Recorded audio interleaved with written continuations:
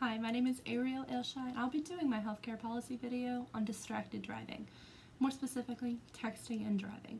My personal stance on this issue is that no one should be using their cell phone while they are driving. There's a time and place for everything, and it doesn't take long for something to go horribly wrong. What is a healthcare policy? A healthcare policy is a plan, decision, or course of action that's undertaken to achieve specific healthcare-related goals in a society. And this is relative to texting and driving because anybody that participates in looking towards their phone, holding their phone, or any of the above puts themselves, their passengers, other drivers, pedestrians, so forth in danger and in harm's way.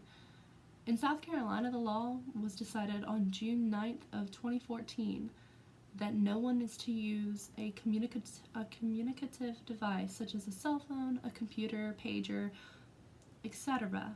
while they are driving a moving vehicle. If they are parked or legally stopped, it's fine, but while they're moving, they cannot be using their phone.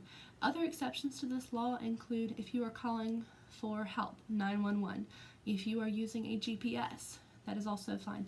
And if you have hands-free options in your vehicle, that is also excluded from this law.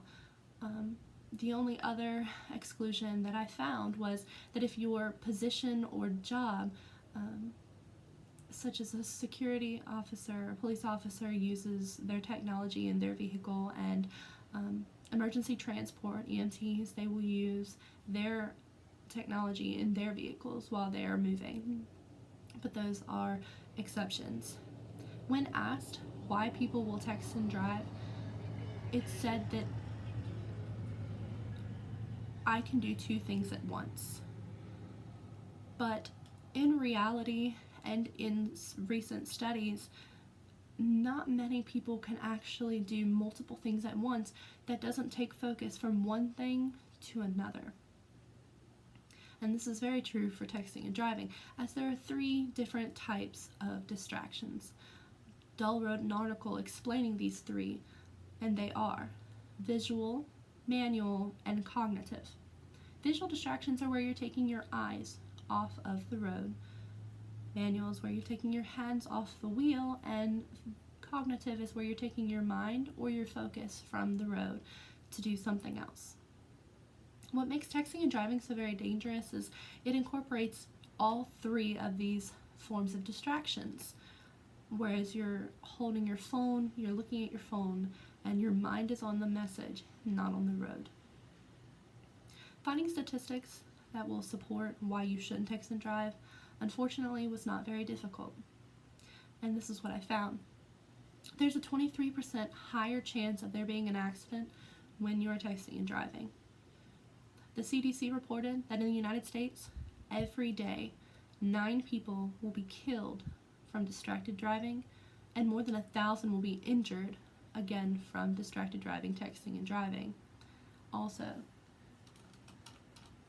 the National Highway Traffic Safety Administration reported that 3,450 people were killed and an additional 391,000 were injured in the year of 2016 alone, just from texting and driving, or individuals who were texting and driving. Texting and driving is 100% preventable. Don't look at your phone.